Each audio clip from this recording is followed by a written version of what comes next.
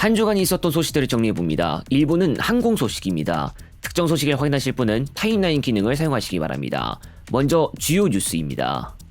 지난 27일 티모니 시스템 오류로 승차권 발권 업무가 중단되면서 전국 고속시외버스 이용객들이 불편을 겪었습니다. 티모니는 네트워크 시스템 오류가 원인으로 추정된다고 밝혔습니다. 보잉과 에어버스의 신형 항공기들이 제때 인도되지 못한 경우가 늘어났습니다. 현재 총합 353기의 신형 항공기가 고객사로 인도되지 못하고 항공기 확보까지 되지 못하면서 이로 인한 항공료 인상 우려까지 나왔습니다. 정부가 GTX 삼성역 개통 지연 등으로 운영사 측에 지급해야 하는 손실 보상금이 1185억 원 이상에 이를 것으로 추산됐습니다. GTX 삼성역 개통이 2028년으로 예정되고 있는 가운데 개통 전까지 4천억 원 정도의 손실 보상액이 발생할 것으로 예상됩니다. 경기도 화성도시공사가 중국산 미완성 전기차를 저렴하게 수입하고 54억 원 상당의 보조금을 편취한 소유 업체에서 전기버스를 구매한 사실이 알려졌습니다.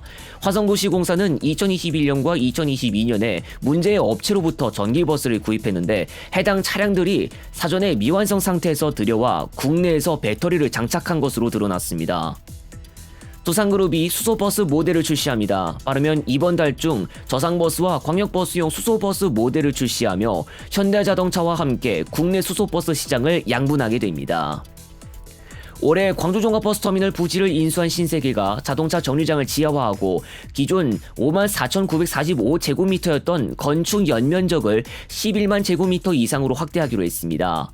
아울러 백화점 면적도 59,174제곱미터에서 24만 제곱미터 이상으로 확장됩니다. 내년 하반기 경원선 연천에서 백마고지 구간 운행 재개가 불투명해졌습니다. 연천군과 철원군, 코레일 간 경원선 운행에 대한 논의에서 코레일이 시설 보수에 필요한 총 50억 원의 비용을 지자체에서 분담할 것을 제시했으나 지자체 측이 22억 원씩 예산을 편성할 여력이 없다고 밝혔습니다. 전라선 철도 고속화 사업이 기획재정부 예비타당성 조사 대상 사업에 선정됐습니다.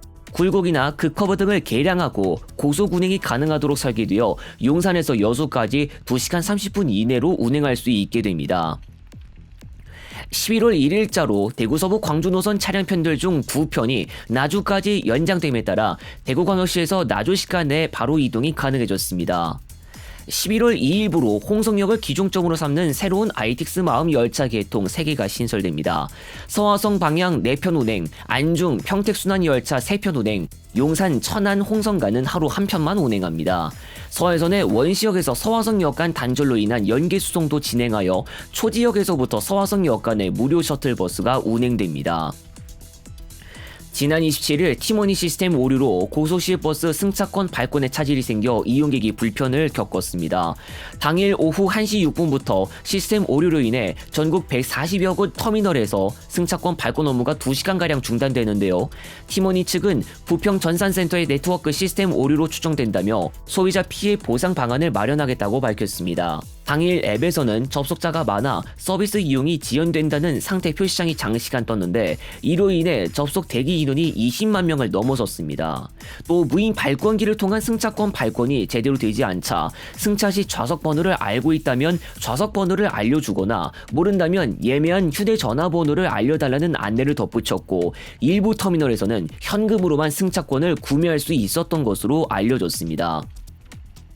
한편 티모니가 사실상 시스템을 독점함에 따라 유사 사례 발생 시 교통 대란으로 이어질 우려의 반응이 나왔습니다. 티모니는 서울시와 LG CNS가 각각 최대와 2대 주주로 있는 주식회사인데 현재 전국 대부분 지역에서 고속시외버스와 시내버스, 지하철, 택시 등 교통 결제 및 예매 서비스를 하고 있습니다. 그런데 20년째 동일 사업자가 운영하고 있어 관계 당국의 지도 감독이 필요하다는 목소리도 나왔습니다. 방송통신발전법 시행령에 따르면 국내 이용자 수가 1,000만 명 이상이거나 트래픽량 비중이 2% 이상인 부가통신 사업자에게는 부가통신 서비스 및 집적 정보통신시설 분야 재난관리 의무를 부여하고 관리 감독하고 있으나 티모니는 기준 불충족으로 지정되지 않았습니다. 국토교통부는 상황 관리 등을 모니터링하고 있으면서도 티모니 자체와 정보 기술 문제이기 때문에 어떠한 입장을 밝힐 상황은 아니라고 말했습니다. 티모니는 지난 2021년과 2022년에도 오류 발생으로 인해 매표나 발권, 카드 결제가 불가능한 사례가 발생한 적이 있습니다. 보잉 항공기 품질 문제로 인한 항공기 인도 지원과 노조 파업, 에어버스 생산 속도 부진으로 인도되지 못한 항공기 숫자가 늘어나고 있습니다. 미국 투자 매체 메런스에 따르면 보잉은 9월까지 고객사에 인도한 항공기가 377기에 불과했는데요. 당초 약 700기의 항공기를 인도하고 50억 달러의 이익을 낼 것으로 예상됐으나 대규모 생산 차질로 70억 달러에 달하는 손실이 발생했습니다. 또 에어버스의 인도 실적도 부진한데 9월까지 항공기 500여 기가 인도됐는데요. 에어버스는 올해 770기를 인도할 것을 목표로 삼았던 바가 있습니다. 현재 보잉과 에어버스는 총합 353기의 항공기를 인도하지 못했고 이 수치는 더욱 커져 연말까지 400기가 인도되지 못할 것으로 예상되고 있습니다. 미국 사우스웨스트 항공사는 483기의 보잉 737 맥스를 주문해 올해 86기를 인도받아야 했으나 연초부터 차질을 빚었으며 한 분석가는 항공기 확보 실패로 인한 항공료 인상을 우려했습니다.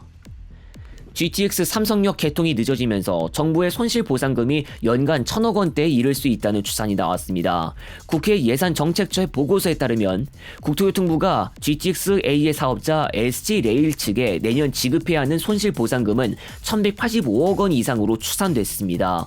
얼마 뒤 새로 개통할 운정에서 서울역 구간 개통 시점부터 삼성역 개통 시점까지 SG레일 측에 운영이익 감소분을 정부가 지급해야 하는데 삼성역 개통이 당초보다 4년 가까이 지연됐고 수서에서 동탄간 이용객이 국토부가 예상했던 것의 절반 수준인데다 전체 노선 사업성이 떨어졌습니다.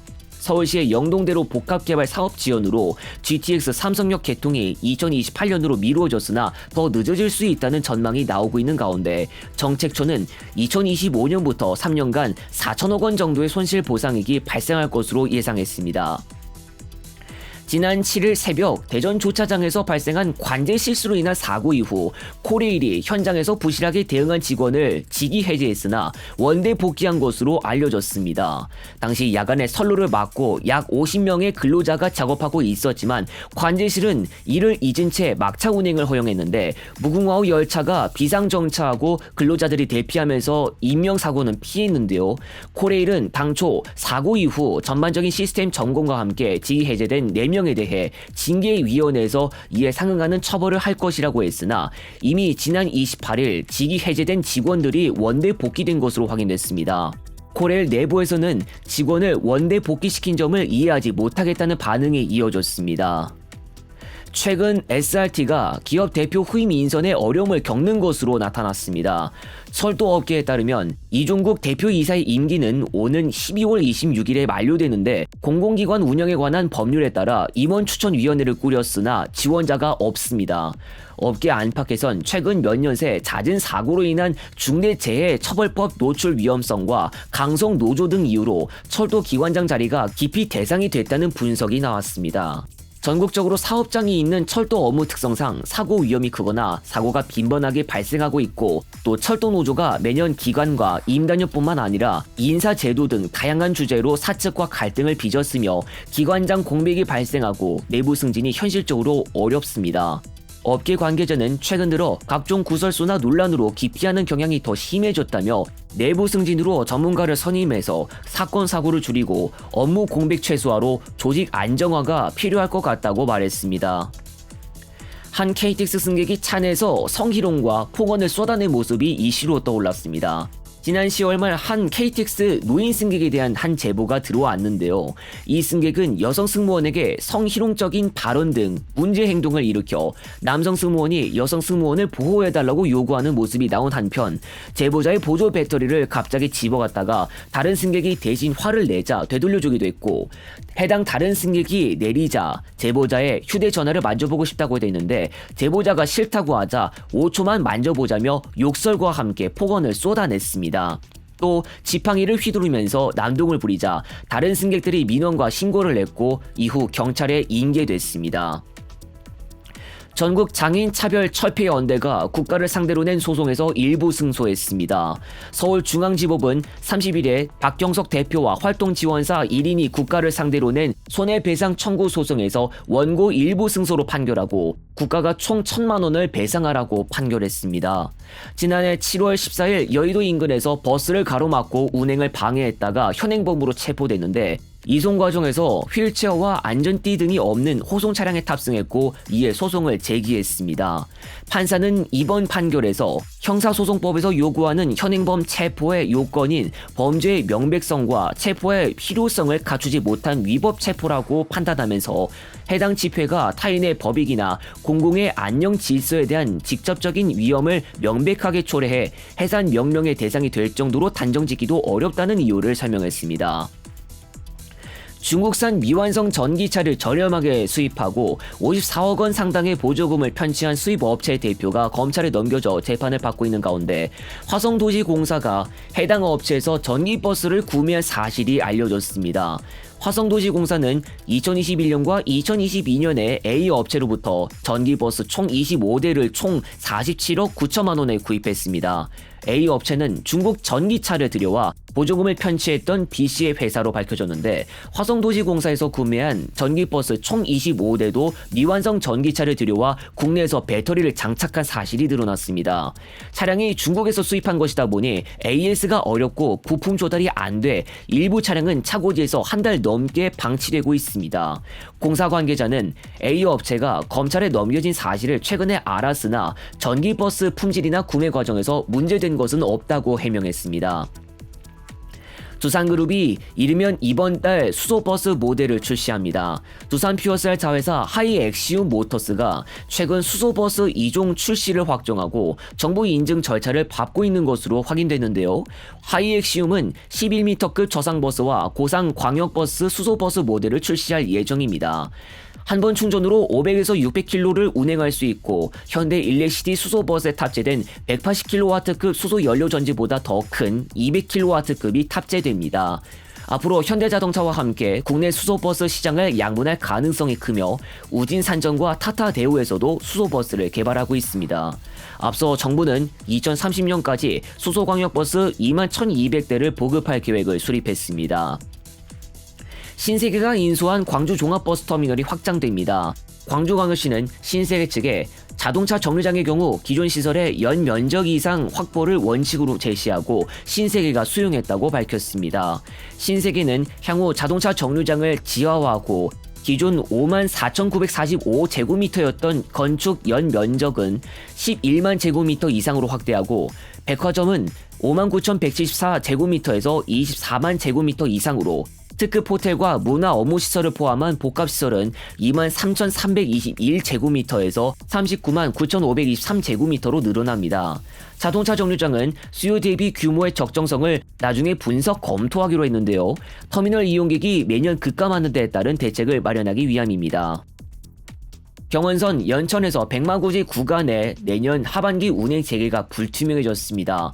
지난 30일 연천군과 철원군 코레일 간 경원선 운행에 대한 논의가 있었는데요. 논의 과정에서 코레일이 시설 보수에 필요한 128억 원을 국가철도공단과 코레일에서 부담할 계획이지만 지자체들도 부담해야 한다며 현행 단선 노선에 따른 양방향 운행 시스템 개조와 적자 노선에 따른 운영비 등 총 50억 원 분담을 제시했습니다. 연천군과 철원군은 연간 22억 원씩 예산을 투입할 여력이 없고 경원선은 정부와 철도공사가 책임져야 한다고 표명한 것으로 알려졌으며 운영비 분담 문제가 해결되지 않으면 내년 개통 계획에 차질이 빚어질 수 있게 됐습니다. 공항철도와 서울지하철 9호선 직결 사업이 올해 안에 사업 타당성 도출이 힘들 것으로 보입니다.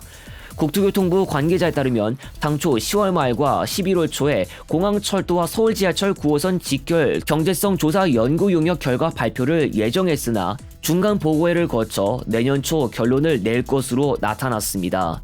1999년부터 추진한 이 사업은 그동안 서울시와 인천시 간 이견을 좁히지 못했다가 지난해 11월 합의했지만 2015년 실시한 사업 용역 이후 공사비와 원자재 증가 등으로 사업비가 늘어나면서 국토교통부가 용역을 진행했고 당초 오는 11월 중 결과가 도출될 것으로 예상됐으나 설계 물량과 열차 운영 계획 등으로 지연된 것으로 나타났습니다.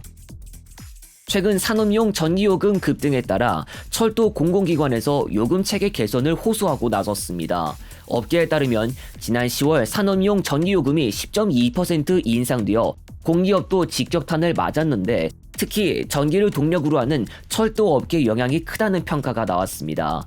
철도 운영 기관들은 전기철도 전기요금 제도 개선을 건의했는데 전기철도에 대해 산업업체와 같이 일률적인 요금을 적용하면 재정 악화에 따른 피해를 국민이 부담해야 하는 취지가 담겨 있습니다. 개선안에 따르면 전기철도용 전기요금을 종별로 신설하는데 전기철도 사업자 중 공공성을 보유했다면 전기철도의 특성을 반영한 전기요금을 신설하고 최대 수요 전력 적용을 개선하는 내용도 담겼습니다. 코레일에 따르면 최근 4년간 철도 분야에 적용된 산업용 전기요금은 57.7%가 올랐고 지난해 전기요금으로 5,329억 원을 사용했습니다. 이번 인상분까지 반영되면 연말까지 5,814억 원을 낼 수 있고 내년도는 6,375억 원대로 예상됩니다. 아시아나항공 조종사 노조가 유럽연합에 대한항공과의 인수합병을 불허할 것을 요청했습니다. 지난해 11월 아시아나항공 이사회 의결에 참여한 윤창번, 김앤장 고문이 대한항공 측 이해관계인에 해당해 의결권 행사가 부적절하다고 주장했는데요. 당시 이사회는 화물항공 매각안을 가결했으나 김앤장이 기업 결합 관련 법률 자문을 제공해서 이해 충돌 여지가 있다고 봤고 화물항공사 에어인천으로 승계될 조종사들의 승계 거부권에 대해서도 문제를 제기하면서 독자적 안정적 화물 노선 운영이 불투명하다고 주장했으며 유럽 노선 4개를 받은 티웨이항공에 대해서도 운영 능력을 면밀히 검토해달라고 요청했습니다. 또 노조는 서울 남부지법에 화물 사업 매각 중지 가처분 신청을 제출했고 신문 기일은 오는 11월 6일로 예정되어 있습니다. 600만 원 상당의 현금 유실물을 인천국제공항 자회사 직원이 빼돌렸다가 적발됐습니다. 자회사 직원 A씨가 인천공항 제1여객터미널 유실물 관리소에 접수된 소형 가방에서 하나 약 600만 원 상당의 현금을 훔친 정황이 특정 감사에서 드러났습니다. 소형 가방을 분실한 중국인 B씨가 재입국하면서 문제가 불거졌는데 B씨는 7월 13일 관리소에 분실물 반환을 요구했고 제3자에 의해 6월 3일에 수령된 사실을 확인하고 문제를 제기했습니다. A씨는 현금 절취 혐의에 대해서 부인한 것으로 알려졌으며 자회사는 지난 23일에 경찰에 수사를 의뢰했습니다. 강릉선 KTX를 이용하는 관광객은 폭증하는데 승차권은 더욱 구하기가 어려워 증차해야 한다는 목소리가 커지고 있습니다. 지난 2017년 12월에 개통한 서울 강릉 간 KTX는 개통 당시 월에서 목요일 기준 18회 운행했고 2018년 말 기준 이용객은 319만 명 이상을 기록했습니다. 그러나 2020년 중 열차편 일부가 동해행으로 이동되면서 4회 이상 감축됐고 이용객은 181만 명대로 줄어들었다가 2022년까지 약 256만 명으로 증가했습니다. 최근 이용객은 크게 늘어났으나 승차권을 구하지 못하고 연휴 기간엔 매진 행렬이 이어지고 있는데요. 코레일은 지난해 주중 기준 15회로 조정했으나 여전히 배차가 부족해 관광객들의 불편이 이어지고 있습니다.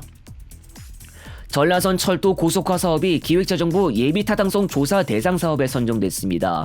익산에서 여수까지의 구간을 고속화하는 이 사업은 총 2조 원이 투입되어 용산에서 여수까지 2시간 30분 이내로 운행할 수 있게 됩니다. 앞서 제4차 국가철도망 구축 계획에 반영되었고 2025년 10월 기재부 예비타당성 조사가 통과되면 기본계획과 실시 설계를 거쳐 사업이 본격 추진되며 굴곡이나 극커브 등을 개량해 고속 주행이 가능하도록 설계됩니다.